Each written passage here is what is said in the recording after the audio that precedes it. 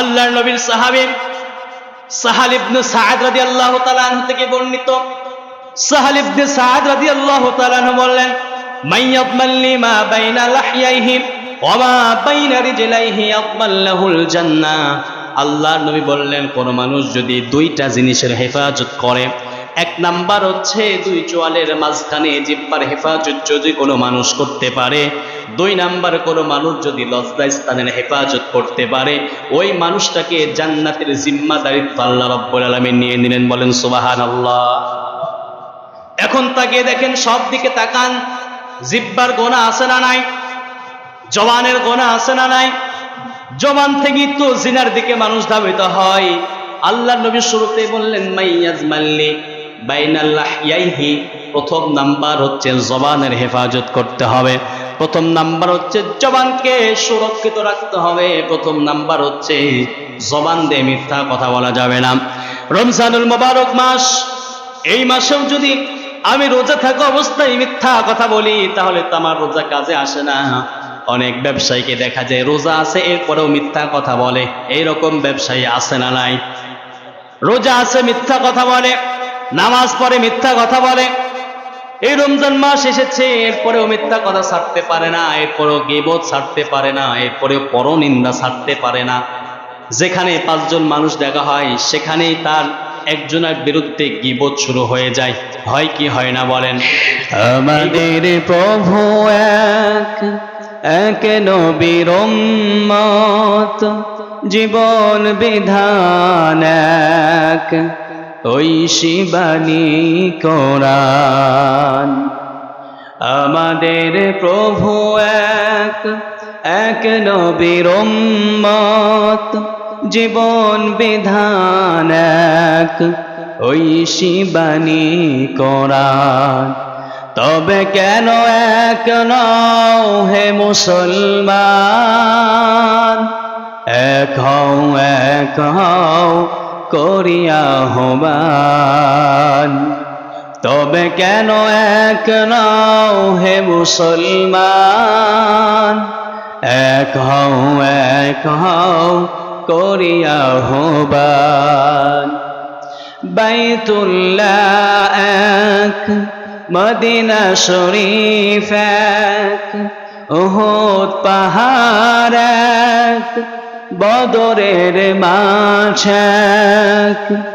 বাইতুল্লাহ এক, মদিনা শরীফ এক, উহুদ পাহাড় এক, বদরের মাঠ এক। একটা তো জীবন, মরণ তো একবার, সকলের তরে আছে এক স্থান। তবে কেন এক নও হে মুসলমান, এক হও করিয়া আহ্বান। আমাদের প্রভু এক নবীর উম্মত, জীবন বিধান এক, ঐশী বাণী কোরআন। আলহামদুলিল্লাহ, আল্লাহ সুবহানাহু ওয়া তাআলা দরবারে শুকরিয়া যে মহান রব্বুল আলামিন মাহে রমাদান মাসের পবিত্র একটি জুমায় আমাদের সকলকে উপস্থিত হওয়ার মতো তৌফিক দান করেছেন। আমরা সকলে সে মহান মুনিবের দরবারে কালিমাতুশ শুকর আদায় করি, জবান খুলে বলি আলহামদুলিল্লাহ। দরুদ এবং সালাম বর্ষিত হোক সাইয়্যিদুল মুরসালিন, ইমামুল মুরসালিন, সর্বকালের শ্রেষ্ঠ নেতা, বিশ্ব মানবতার মুক্তির দূত, সরকারে দু আলম নবী, ইমামুল মুরসালিন, সকলে বলি হযরতে মুহাম্মদুর রাসূলুল্লাহ সাল্লাল্লাহু আলাইহি ওয়াসাল্লাম। সম্মানিত উপস্থিত বৃন্দ, মুসল্লি কেরাম, আমরা উপস্থিত হয়েছি পবিত্র রমজান মাসের একটি জুমায়। এই যে আমরা জুমায় উপস্থিত হলাম, মসজিদ পর্যন্ত আমরা এসেছি, মসজিদ পর্যন্ত আসার হায়াত, মসজিদ পর্যন্ত আসার তৌফিক যিনি আমাদের দান করলেন, সকলে বলেন তিনি কে? ওই আল্লাহ যদি আমাদের তৌফিক না দিতেন আমরা কি মসজিদ পর্যন্ত আসতে পারতাম? অনেকে আমরা চিন্তা ভাবনা করি যে মসজিদে যাব, বয়স এখন কম, বয়স যখন বাড়বে তখন মসজিদের সঙ্গে জড়িত হব। বলেন তো বয়স আপনার বাড়বে এর কোনো গ্যারান্টি আছে? কোনো গ্যারান্টি নেই। এখন আমরা এখানে বসে আছি, এখান থেকে উঠে বাড়ি পর্যন্ত যাইতে পারবো কেন এরও কোনো গ্যারান্টি নেই। কত যুবকের প্রাণ আমরা দেখতে পাচ্ছি এই দুনিয়ার মায়া ছেড়ে চলে যাচ্ছে। বাবা আছে, ছেলে নাই, দাদা আছে, নাতি নেই। এই দুনিয়া আমাদের চিরস্থায়ী দুনিয়া নয়। গতকালকে আমরা একটা নিউজ দেখছি যে একটা দম্পতি নববধূ বিবাহ হয়েছে, বিবাহ বন্ধনে আবদ্ধ হয়ে বাড়িতে ফেরার পথে একই সঙ্গে রোড অ্যাক্সিডেন্ট হয়ে একই পরিবারের 13 জন সদস্য দুনিয়ার মায়া ছেড়ে চলে গিয়েছে।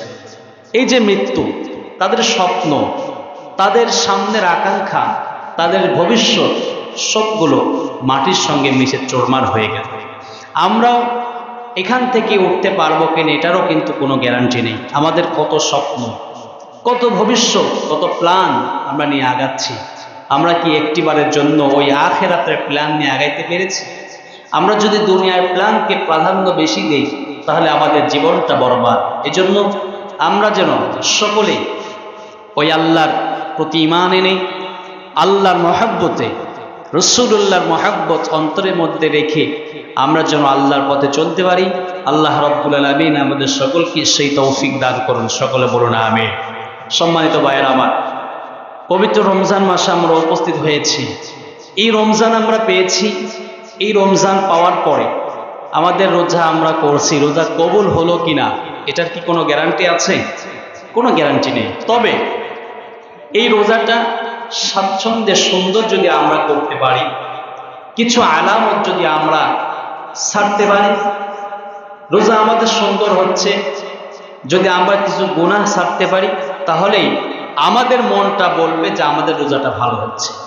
তার মধ্যে বর্তমান সমাজের ভিতরে, বর্তমান প্রতিটা মানুষের ভিতরে সব থেকে মারাত্মক যে গুনার দিকে মানুষ ধাবিত হচ্ছে, শুধুমাত্র মুখের গুনাহ, জিহ্বার গুনাহ, জবানের গুনাহ, এই গুনার দিকে কিন্তু মানুষ সব থেকে বেশি ধাবিত হচ্ছে। ছোট বড়, আলেম হুজুর সবাই এই গুনার দিকে আমরা ধাবিত হচ্ছি। এই গুনাহ থেকে আমাদের ফিরে আসতে হবে। আমি আপনাদের সামনে একটি সূরা তেলাওয়াত করেছি, আপনাদের সকলের সুপরিচিত একটি সূরা, সূরার নাম হুমাযা। সূরার নাম হুমাযা। এই সূরার 9টি আয়াত আল্লাহ রাব্বুল আলামিন দিয়েছেন। 9টি আয়াতই আমি তেলাওয়াত করেছি। আয়াতের শুরুতেই আল্লাহ রাব্বুল আলামিন বলছেন, ওয়াইলুল লিকুল্লি হুমাযাতিল লুমাযা। দুর্ভোগ প্রত্যেকের যে মানুষের পশ্চাতে, মানুষের সম্মুখে এবং আড়ালে মানুষের নিন্দা করে, গীবত করে। যে মানুষের সামনেও মানুষের নিন্দা করে, মানুষের বাহিরেও গীবত করে। এখন দেখেন গীবতটা আমাদের সমাজের মধ্যে কত পরিমাণ বেড়ে গিয়েছে। আপনি চায়ের দোকানে বসবেন, দেখবেন একটা কথা থেকে শুরু হতে হতে এত পরিমাণ সেখানে গীবত শুরু হয় যে গীবতের কোনো শেষ নেই। মা বোনদের দিকে তাকাবেন, 2-4 জন মহিলা একসাথে হলে গীবত শুরু হয়ে যায়। একজনের গীবত, একজনের বাড়ির খবর, আরেকজনের মেয়ের খবর, আরেকজনের ছেলের খবর, কে কি করলো না করলো সব বলা বলি শুরু হয়।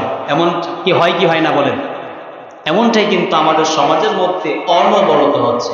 এজন্য এই গীবত থেকে আমাদের ফিরে আসতে হবে। রাসূলুল্লাহ সাল্লাল্লাহু আলাইহি ওয়াসাল্লাম বলছেন সাহাবীরা শোনো, এই গীবতটা কি? গীবত কি তোমরা জানো? গীবতটা কি? কেমন ভাবে গীবত হয়? আল্লাহ রাসূল সাল্লাল্লাহু আলাইহি ওয়াসাল্লাম সাহাবীদের বলছেন, আতাতরুকুনা মাল গীবা। হে সাহাবীরা, গীবত জানো? গীবত কাকে বলে? আল্লাহ রাসূল সাল্লাল্লাহু আলাইহি ওয়াসাল্লামের সাহাবীরা বললেন, ক্বালু আল্লাহু ওয়া রাসূলুহু আ'লাম। এই গীবত সম্পর্কে আল্লাহ এবং আল্লাহ রাসূল সব থেকে ভালো জানেন। বলেন সুবহানাল্লাহ। বিশ্বনবী সাল্লাল্লাহু আলাইহি ওয়াসাল্লাম সাহাবীদের বললেন, আতাদরুনাল মাল গীবা। ও আমার সাহাবীরা, গীবত কি? গীবত সম্পর্কে কি তোমরা জানো? গীবত কাকে বলে? আল্লাহর নবীর সাহাবীরা বললেন, আল্লাহু ওয়া রাসূলুহু আ'লাম। আল্লাহ এবং রাসূল, তার রাসূল সব থেকে ভালো জানেন গীবত কি। আল্লাহ নবী বললেন, যিকরুকা আখাকা বিমা ইয়াকরাম। কিলা আফরাইতুম ইন কানা ফি আখি মা আকুল।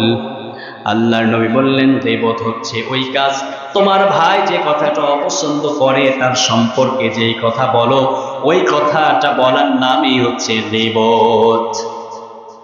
জিজ্ঞেস করা হলো আল্লাহর সাহাবী, আল্লাহ রাসূলের সাহাবীদের আবার জিজ্ঞেস করা হলো, ক্বালা ইয়া রাসূলাল্লাহ ইন কানা ফি মা তাকুল ফাকাদ ইবতাবাইহু ওয়া ইন লাম ইয়াকুন ফি ফাকাদ বাহতা।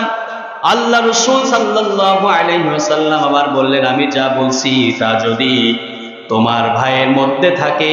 রাসূলুল্লাহ সাল্লাল্লাহু আলাইহি ওয়াসাল্লাম বললেন, তুমি যেই মানুষটার গীবত তুমি একজন মানুষের সামনে করছো, তুমি যেই মানুষটার পরনিন্দা, মানুষটার নামে তুমি কথা বলছো, এই গুণটা যদি তোমার একটা ভাইয়ের ভিতরে থাকে তাহলে এইটাকে বলা হয় গীবত। আর যদি এই গুণটা তার ভিতরে না থাকে তাহলে এইটাকে বলা হয় অপবাদ। সবাই বলেন কি? গীবত দুই প্রকার। আমরা মানুষের সমালোচনা করি দুই রকম ভাবে, একটা করে গীবত, একটা দিয়ে অপবাদ। বিশ্বনবী বললেন, তুমি তোমার ভাইয়ের নামে যেই কথা বলো, এই কথাটা যদি তোমার ভাই, এই কাজটা তোমার একজন ভাই যদি এই কাজটা করে তাহলে সেইটা হচ্ছে গীবত। আর যদি তোমার ভাই এই কাজটা না করে তাহলে সেইটা হচ্ছে অপবাদ। আল্লাহ রাব্বুল আলামিন কোরআনুল কারীমের মধ্যে বললেন, ওয়াইলুল লিকুল্লি হুমাযাতিল লুমাযা। হুমাযা মানে গীবত করা, লুমাযা মানে অপবাদ দেওয়া। আল্লাহ রাব্বুল আলামিন বললেন, ওই সকল মানুষগুলো জাহান্নামী হোক যেই সকল মানুষগুলো মানুষের বিরুদ্ধে গীবত করে, মানুষের নামে অপবাদ দেয়। এই রকম গীবত করা, এর নামে বলা, ওর নামে বলা, এই রকম মানুষ এই সমাজেও আছে না নাই? মসজিদের ভিতরেও পাওয়া যায়। পবিত্র একটি ঘর, মসজিদের ভিতরেও তাকাবেন, দেখবেন একজনের নামে গীবত শুরু হয়ে গিয়েছে, কে কি করলো সমালোচনা শুরু হয়ে যায়। এরকম হয় কি হয় না? আপনি আপনার একটা ভাইয়ের নামে যেই কথা বলবেন ওইটাই কিন্তু গীবত হবে। এই যে গীবত, গীবতের শাস্তিটা কি শুনেন। বিশ্বনবী সাল্লাল্লাহু আলাইহি ওয়াসাল্লাম বলেন, ৭০ বাবা আর রিবা ৭৭ বাবা।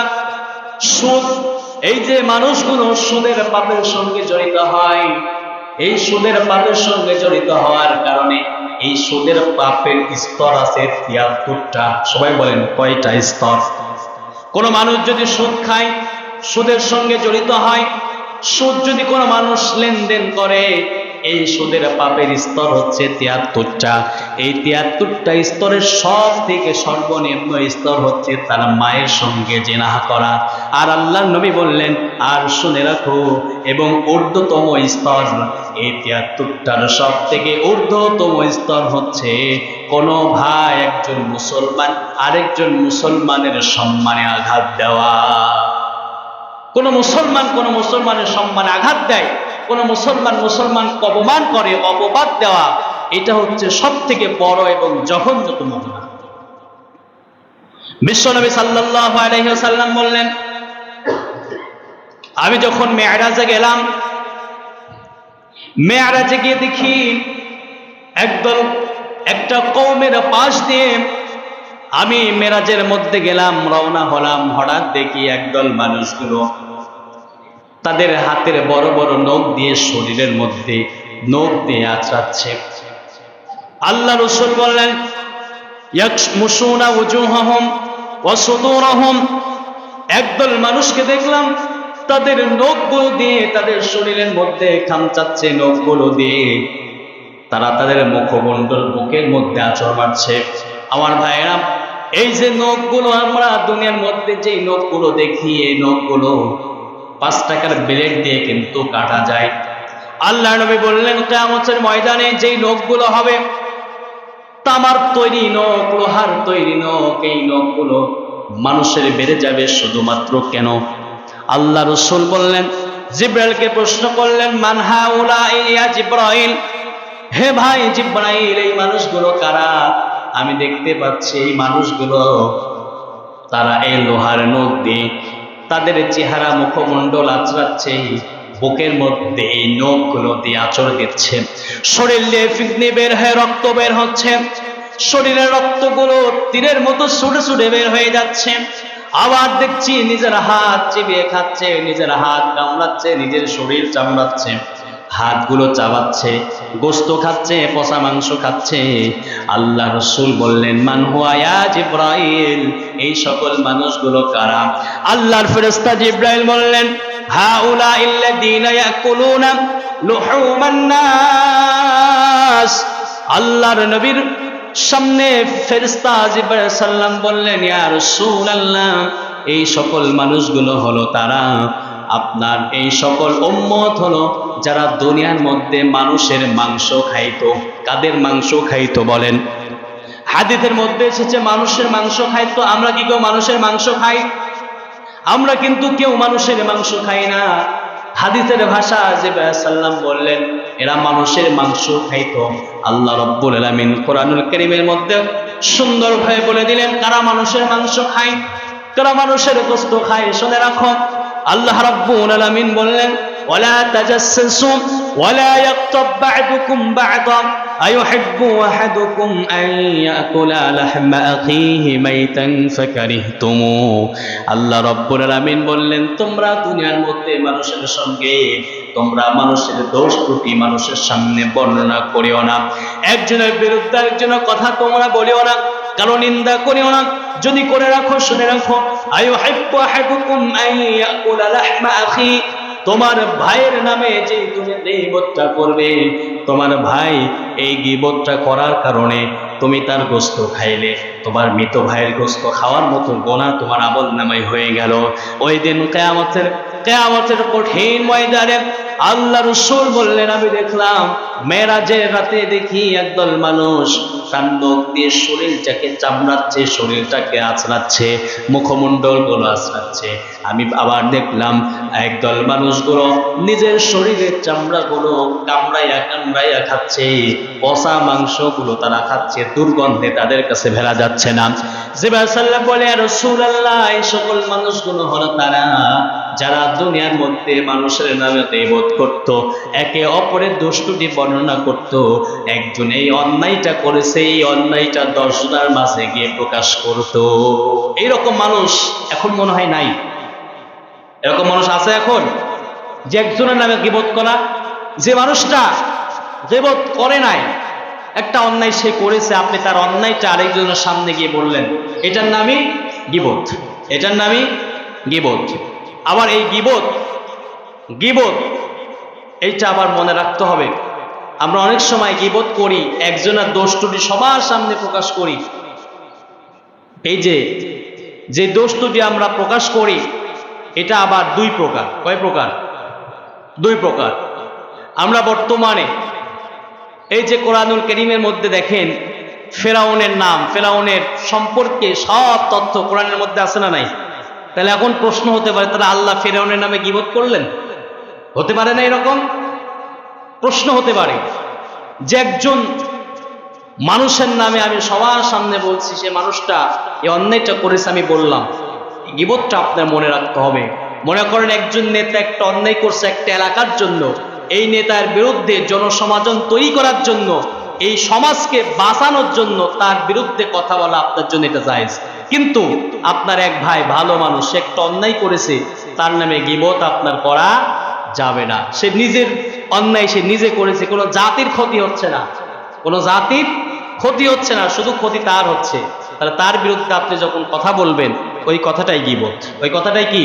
গীবত। কোরআনুল কারীমের মধ্যে আল্লাহ বলছেন, ওয়াইলুল লিকুল্লি হুমাযাতিল লুমাযা। হুমাযা হচ্ছে যে অন্যায় সে করেছে, এইটা আরেকজনের সামনে গিয়ে প্রকাশ করাটা হচ্ছে হুমাযা, গীবত। আর লুমাযা যেইটা সে করে নাই কিন্তু আপনি তার নামে অপবাদ দিলেন। এরকম অপবাদ দেওয়া মুসলমান আছে না নাই? বলেন, আছে না নাই? অনেক আছে। অন্যায় করে নাই, আপনি অপবাদ দিলেন, এইগুলো ছাড়তে হবে। গীবতের শাস্তি আপনি শুনে রাখেন। কোন মানুষ যদি পরনিন্দা করে, গীবত করে, মানুষের নামে যদি মিথ্যা লোটন করে, কোন মানুষ একটা কাজ করে নাই, সেই কাজটা যদি মিথ্যা অপবাদ দেয়, আল্লাহ রাব্বুল আলামিন কোরআনুল কারীমের মধ্যে ওই সকল মানুষগুলোকে বললেন, ওয়াইল নামক জাহান্নামে তারা যাবে। জাহান্নামের যে স্তরগুলো আছে তার মধ্যে একটা হচ্ছে ওয়াইল নামক জাহান্নাম। আল্লাহ রাব্বুল আলামিন কোরআনের অসংখ্য জায়গায় বলছেন ওয়াইলুল লিল মুতাফফিফিন, যারা মাপে ভেজাল দিবে তারা ওয়াইল নামক জাহান্নামে যাবে। আবার আল্লাহ বললেন ওয়াইলুল লিকুল্লি হুমাযাতিল লুমাযা, যেই সকল মানুষগুলো গীবত করবে, যে সকল মানুষগুলো অন্যের নামে অপবাদ দিবে, এই সকল মানুষগুলো ওয়াইল নামক জাহান্নামে যাবে। আল্লাহ রাব্বুল আলামিন আবার বললেন কোরআনুল কারীমের মধ্যে বলেন আল্লাযী জামাআ মালান ওয়া আদ্দাদা, যে অর্থ সঞ্চয় করে, অর্থ জমায়, অর্থ বারবার গণনা করে, তার প্রতি যাকাত ফরজ হয়েছিল যাকাত দেয় নাই, তার অর্থ নিয়ে সে ঘুমায়, এই সকল মানুষগুলো জাহান্নামে যাবে। সবাই বলেন কোথায় যাবে? এইবার এই সকল মানুষগুলো কোন জাহান্নামে যাবে? আল্লাহ রাব্বুল আলামিন বললেন কাল্লা লা ইউমবাদান্না ফিল হুতামা, হুতামা নামক জাহান্নামে এই সকল মানুষগুলো যাবে যারা অর্থ সঞ্চয় করেছে, বারবার অর্থের গণনা করেছে, মানুষকে যাকাত দেয় নাই, তার অর্থ মানুষের সামনে ব্যয় করে নাই, মানুষের সামনে গীবত করেছে, পরনিন্দা করেছে, অপবাদ দিয়েছে, এই সকল মানুষগুলো ওয়াইল নামক জাহান্নামে যাবে, হুমাযা নামক জাহান্নামে এই সকল মানুষগুলো যাবে। আল্লাহ রাব্বুল আলামিন বললেন কাল্লা লা ইউমবাদান্না ফিল হুতামা, হুতামা নামক জাহান্নামেরা যাবে। আবার আল্লাহ বিশ্ব নবীকে ডাক দিয়ে বললেন ইয়া রাসূলুল্লাহ, হুতামা কি, আপনি কি হুতামা জানেন? হুতামা কাকে বলে? ওমা আদরাকা মাল হুতামা, হুতামা কি, হুতামা কি আপনি চিনেন? আল্লাহ আবার উত্তর দেন নারুল্লাহ, এইটা হচ্ছে আল্লাহর প্রজ্বলিত একটি আগুন। মুফাসসিরগণ বলেন সব তো আল্লাহর আগুন, হুতামাও কেন আল্লাহ বলেন এটা আমার আগুন? দুনিয়ার মধ্যে যত আগুন দেখি না কেন সব তো আল্লাহর আগুন, জাহান্নামের যত আগুন দেখি না কেন সবই তো আল্লাহর আগুন। আল্লাহ কেন আলাদাভাবে আবার বর্ণনা করলেন হুতামা হচ্ছে আমার আগুন, নারুল্লাহিল মুকাদা, এটা হচ্ছে আমি আল্লাহর প্রজ্বলিত আগুন। মুফাসসিরগণ বলেন দুনিয়ার কোন আগুন যদি মানুষের হাতে লাগে শুধুমাত্র হাতটাই ব্যথা হয়, হাতটাই পুড়ে যায়। দুনিয়ার মধ্যে কোনো মানুষের যদি হাতে আঘাত লাগে শুধু হাতটাই ব্যথা হয়, কলিজা কিন্তু ব্যথা হয় না, মাথা কিন্তু ব্যথা হয় না, পা কিন্তু ব্যথা হয় না, শুধুমাত্র যেখানে পড়ে সেই জায়গাটাই ব্যথা হয়। কিন্তু আল্লাহ বললেন আল্লাতী তাত্তালিউ আলাল আফইদা, এই হুতামার আগুন এমন একটি আগুন যে আগুনটা মানুষের শরীরের এক অংশে যদি লাগে এই আগুনটা মানুষের হৃদয় পর্যন্ত ঘাস করে ফেলবে। এই আগুনটা এত প্রজ্বলিত আগুন, এই আগুনটা যদি কোনো মানুষের হাত স্পর্শ করে তার কলিজা ভুনা হয়ে যাবে, তার মাথার মগজগুলো টাস টাস করে আগুনে গলতে থাকবে। আল্লাহ রাব্বুল আলামিন এই হুতামার বর্ণনা দিচ্ছেন। সাহাবীরা বললেন ইয়া রাসূলুল্লাহ, এই হুতামা জাহান্নাম জানি এত ভয়ঙ্কর। আল্লাহর নবী বললেন সাহাবীরা শুনে রাখো, ওই সকল মানুষগুলোকে হুতামা নামক জাহান্নামের মধ্যে দেওয়া হবে যেই সকল মানুষগুলো অন্যায় করবে, গীবত করবে, পরনিন্দা করবে, ওই সকল মানুষগুলোকে হুতামা নামক জাহান্নামে দেওয়া হবে। আল্লাহর নবী বিশ্বনবী সাল্লাল্লাহু আলাইহি ওয়াসাল্লাম বললেন যেই পুলসিরাতের মাঠ হবে এমন একটি সরু আগুনের রাস্তা হবে, ওই আগুনের থেকে ওই হুতামার আগুনকে আল্লাহ রাব্বুল আলামিন আরো প্রজ্বলিত করে রাখবেন। এই হুতামার আগুন যদি কোনো মানুষ দূরে আছে, হাজারো দূরত্ব রাস্তার সে আছে, এরপরে হুতামার আওয়াজ যখন এই হুতামা আগুনে যখন তাপ তার শরীরে আসবে, শরীরের চামড়াগুলো খুলে খুলে পড়তে থাকবেন।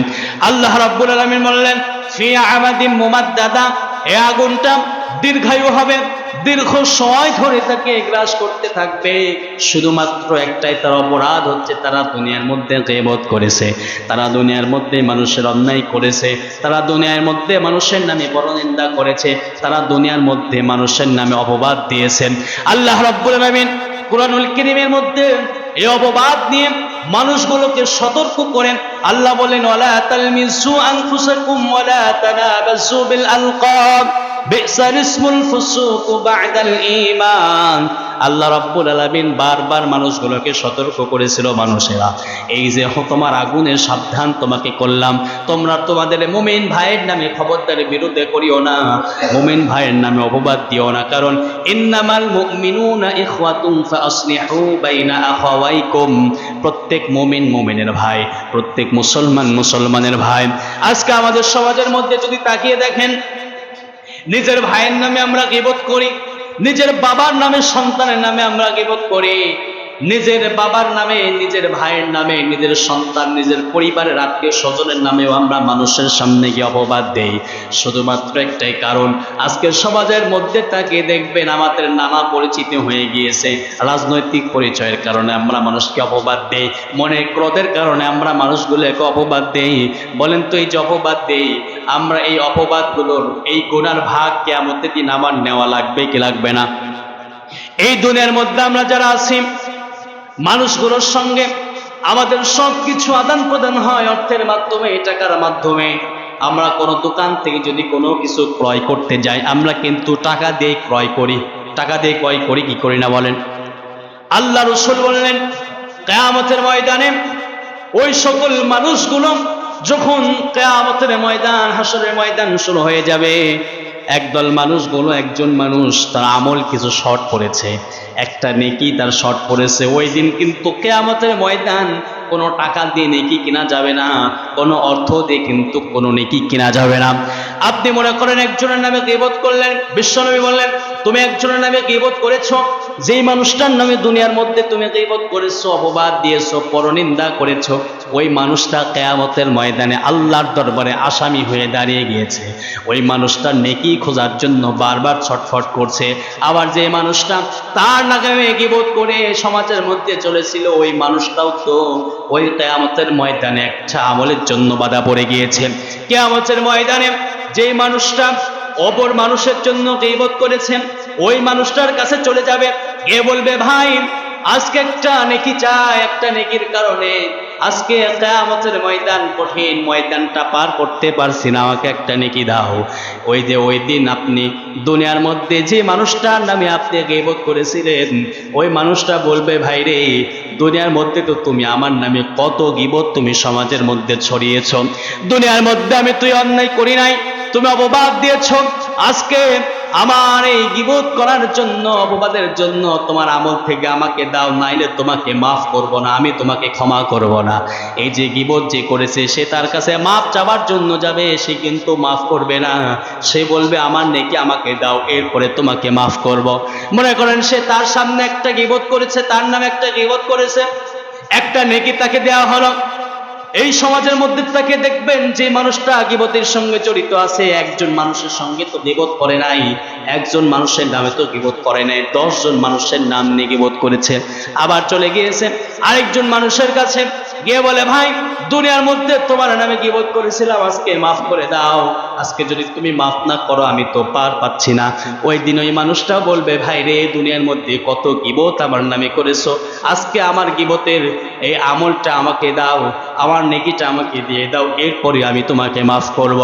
এইভাবে যতগুলো মানুষের নামে আপনি গীবত করবেন, যতগুলো মানুষের নামে আপনি অপবাদ দিবেন, যতগুলো মানুষের নামে আপনি পরনিন্দা করবেন, যতগুলো মানুষের সম্মানে আপনি আঘাত দিবেন, একজন মানুষ অন্যায় করে না, আপনি তাকে নিজের ক্ষমতার মোহে, নিজের সাম্রাজ্যের কারণে, নিজের জন্য আপনি তাকে অপবাদ বানিয়ে, তাকে অন্যায়কারী, দুষ্কৃতিকারী আপনি বানিয়ে দিলেন।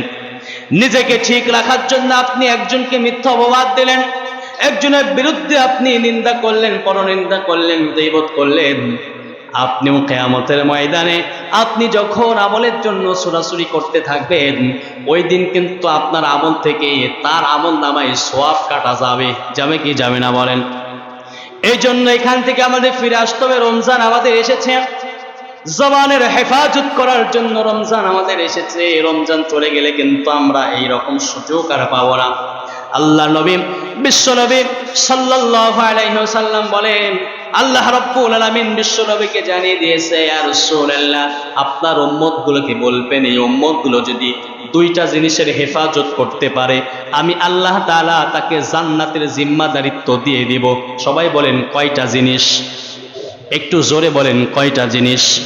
আল্লাহর নবীর সাহাবী সাহাল ইবনে সাআদ রাদিয়াল্লাহু তাআলা আনহু থেকে বর্ণিত, সাহাল ইবনে সাআদ রাদিয়াল্লাহু তাআলা আনহু বললেন, মান ইয়াদমাল্লি মা বাইনা লাহইয়াইহি ওয়া মা বাইনা রিজলাইহি ইয়াদমাল্লাহুল জান্নাহ।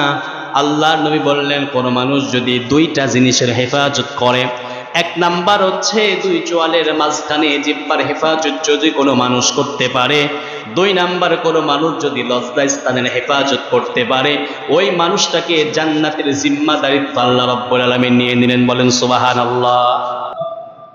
এখন তাকিয়ে দেখেন, সব দিকে তাকান, জিহ্বার গোনা আছে না নাই? জবানের গোনা আছে না নাই? জবান থেকে তো জিনার দিকে মানুষ ধাবিত হয়। আল্লাহ নবী শুরুতেই বললেন, মাইয়াজমাল্লি বাইনাল লাহইয়াইহি, প্রথম নাম্বার হচ্ছে জবানের হেফাজত করতে হবে। প্রথম নাম্বার হচ্ছে জবানকে সুরক্ষিত রাখতে হবে। প্রথম নাম্বার হচ্ছে জবান দিয়ে মিথ্যা কথা বলা যাবে না। রমজানুল মুবারক মাস, এই মাসেও যদি আমি রোজা থাকা অবস্থায় মিথ্যা কথা বলি, তাহলে তো আমার রোজা কাজে আসে না। অনেক ব্যবসায়ীকে দেখা যায় রোজা আছে এরপরেও মিথ্যা কথা বলে, এইরকম ব্যবসায়ী আছে না নাই? রোজা আছে মিথ্যা কথা বলে, নামাজ পড়ে মিথ্যা কথা বলে, এই রমজান মাস এসেছে এরপরেও মিথ্যা কথা ছাড়তে পারে না, এরপরেও গীবত ছাড়তে পারে না, এরপরেও পরনিন্দা ছাড়তে পারে না। যেখানে পাঁচজন মানুষ দেখা হয় সেখানেই তার একজনের বিরুদ্ধে গীবত শুরু হয়ে যায়। হয় কি হয় না বলেন? এইগুলো আমাদের ছাড়ার দরকার আছে না নাই? সবাই বলেন ছাড়ার দরকার আছে না নাই? এই জবানের হেফাজত যদি আপনি করতে পারেন তাহলে আপনি মুসলমান। প্রকৃত মুমিন যদি হতে পারেন, এক নাম্বার জবানের হেফাজত করতে হবে। কিসের হেফাজত? সবাই বলেন কিসের হেফাজত? আল্লাহ রাব্বুল আলামিন কোরআনুল কারীমের মধ্যে বলছেন, কোন বান্দা যদি এই জবান বাদে আরো তিনটা জিনিসকে গুরুত্ব দেয়, এই তিনটা জিনিসকে যারা কাজে লাগাবে, আল্লাহ রাব্বুল আলামিন বলছেন, ওয়ালাকাদ দারানা লি জাহান্নামা কাসীরাম মিনাল জিন্নি ওয়াল ইনস, অধিকাংশ মানুষ এবং জিন জাহান্নামে চলে যাবে। কেন? এরা তিনটা জিনিসের হেফাজত করতো না। আমরা তাহলে এখান থেকে বুঝেন, আল্লাহ রাব্বুল আলামিন বললেন তিনটা, কয়টা? আর রাসূলুল্লাহ বললেন দুইটা, মোট কয়টা? এই পাঁচটা জিনিসের যদি আমরা হেফাজত করতে পারি তাহলে আমরা জান্নাতি। আমরা কি বলেন? আল্লাহ এক নাম্বার বললেন কি? লাহুম কুলুব, আপনার কলবকে আপনি যদি সঠিক পথে ব্যয় করতে পারেন তাহলে আপনি কোথায় যাবেন? জান্নাতে না জাহান্নামে? দুই নাম্বার, ওয়ালাহুম আ'য়ুনুল লা ইউবসিরুনা বিহা, আপনার চক্ষুকে যদি আপনি হেফাজত করতে পারেন। এই যে রমজান এসেছে, রমজান আসার পরে আমরা চোখের গুনাহ ছাড়তে পারি নাই, পেরেছি আমরা? রমজান আসার পরে চোখ দিয়ে অনবরত আমরা গুনাহের কাজ করছি, চোখ দিয়ে জিনার কাজ করছি। আল্লাহ রাসূল বলছেন, আয-যিনা ওয়া আইনান নাদ, সবথেকে বড় জিনা হচ্ছে চোখের জিনা। আমরা চোখ দিয়ে অশ্লীল ভিডিও দেখছি, মোবাইল দেখছি, আমরা অশ্লীলতার দিকে আমরা চোখকে রেখে দিয়েছি। তাহলে এই রমজান আসার পরেও কি আমাদের চোখের হেফাজত আমরা করতে পেরেছি? তিন নাম্বার, ওয়ালাহুম আযানুল লা ইয়াসমাউনা বিহা, কানের হেফাজত যদি আমরা করতে পারি তাহলে আমরা জান্নাতি। তাহলে কয়টা জিনিসের কথা আল্লাহ বললেন? সবাই বলেন কয়টা? এক নাম্বার, কলবকে কাজে লাগাতে হবে। সবাইকে আল্লাহ কলব দিয়েছেন, সবাইকে আল্লাহ বিবেক দিয়েছেন, বুদ্ধি দিয়েছেন। আমরা সবাই জানি এই কাজটা ভালো, আমরা সবাই জানি এই কাজটা খারাপ, কিন্তু আমরা করি না। এই জন্য আল্লাহ বললেন, কলবকে যদি তোমরা কাজে লাগাও তাহলে তোমরা জান্নাতি। আর যদি কলবকে কাজে না লাগাও তাহলে তোমরা কি জানো? বালহুম আদল, তোমরা গাফেল, তোমরা চতুষ্পদ জন্তু, পশু, পাখি, কুকুর, শুকুর, শিয়ালের থেকেও নিকৃষ্ট, তোমরা খারাপ। তাহলে মানুষকে আল্লাহ সৃষ্টি করেছেন শ্রেষ্ঠত্ব দিয়ে, এই মানুষকে আল্লাহ বললেন তোমরা পশুর থেকে খারাপ। তাহলে এই পাঁচটা জিনিসের হেফাজত যদি আমরা করতে পারি তাহলে আমরা আশরাফুল মাখলুকাত, আমরা শ্রেষ্ঠ জাতি, আমরা আল্লাহর শ্রেষ্ঠ বান্দার কাতারে আমাদের নাম উঠে যাবে। এই জন্য এই পাঁচটা জিনিসের হেফাজত আমাদের করার দরকার আছে না নাই? দেখেন, আপনি যদি জবানের হেফাজত করতে পারেন আপনার মুখ দিয়ে মিথ্যা কথা বের হবে না। আপনি যদি জবানের হেফাজত করতে পারেন আপনার মুখ দিয়ে গীবত বের হবে না, অপবাদ বের হবে না, পরনিন্দা বের হবে না। এই জন্য এই জবানটাকে আমাদের আগে হেফাজত করতে হবে। আমাদের জবানের হেফাজত করার দরকার আছে না নাই? বৃদ্ধ বাবাজিরা যারা আছেন, মুরব্বী যারা আছেন, যুবক ভাইরা যারা আছেন, সকলেই এই জবানের হেফাজত করবেন। যেখানে জাতামাতা যা শুনবেন তাই বলবেন না। একজনা দোষ ত্রুটি পালে তাকে বলবেন না। একজনের দোষ আপনি পেয়েছেন, মনে করেন মুরব্বী মানুষ, আপনি একজনের দোষ পেয়েছেন, যুবক ছেলে অন্যায় করেছে, আপনি তার নামে গীবত করার দরকার নেই। তার মাথায় গিয়ে বোঝাও, বাবা এইটা অন্যায়। ওই যুবকটা ফিরে আসবে কি আসবে না? আপনি যখন তার নামে গীবত করবেন, আপনি তো গুনার দিকে ধাবিত হলেন। ওই যুবকটাও যখন শুনবে আমার নামে গীবত শুরু হয়েছে, ওই যুবকটাও কিন্তু মাথা পাল্টে যাবে কি যাবে না বলেন? এই জন্য আমরা গীবত করা যাবে না, কারণ নামে কথা বলা যাবে না, কারণ নামে মিথ্যা অপবাদ দেওয়া যাবে না। এই সবগুলো থেকে আমাদের ফিরে আসতে হবে। যদি আমরা ফিরে আসতে পারি, তাহলে আমরা এই হতমা নামক জাহান্নাম থেকে আমরা বাঁচতে পারবো। আল্লাহ রাব্বুল আলামিন আমাদের সকলকে গীবত, শিকায়েত থেকে, পরনিন্দা থেকে জবানের হেফাজত করে সুন্দরভাবে যেন এই রমজানের মাধ্যমে আমাদের সকলকে নেককার মুত্তাকি বান্দা হওয়ার তৌফিক দান করুন। সকলে বলুন আমিন। ওয়া আখিরি দাওয়ানা আনিল হামদুলিল্লাহি রাব্বিল আলামিন। আসসালামু আলাইকুম ওয়া রাহমাতুল্লাহ।